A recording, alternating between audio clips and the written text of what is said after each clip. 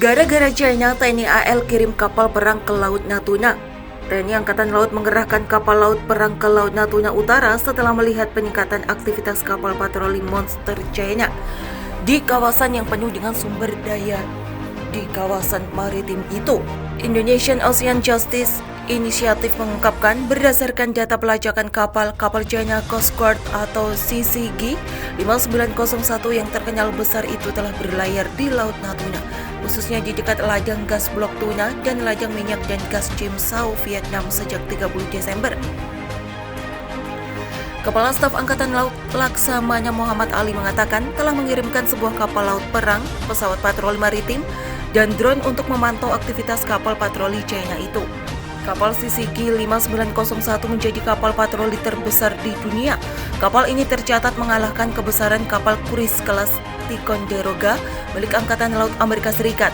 CCG 5901 juga lebih besar dibandingkan kapal penghancur rudal Arleigh-Burke AS. Seorang juru bicara kedutaan China di Jakarta belum bersedia memberikan pernyataan saat dimintai komentar.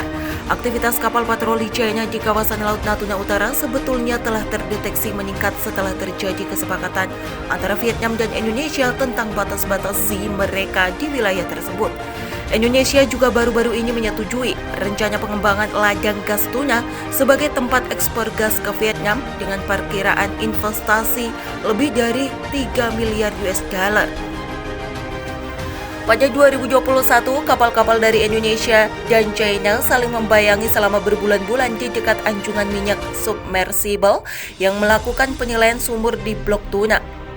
Saat itu, China mendesak Indonesia untuk menghentikan pengeboran dengan alasan aktivitas tersebut terjadi di wilayahnya.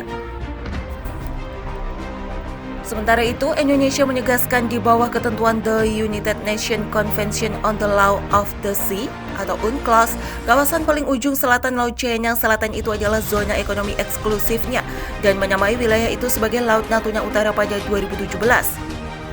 China menolak pernyataan ini dengan mengatakan bahwa wilayah maritim Laut China Selatan yang ditandai dengan 9 garis putus-putus berbentuk U. Pengadilan Arbitrase Permanen di Den Haag menemukan 9 garis putus-putus tidak memiliki dasar hukum pada tahun 2016.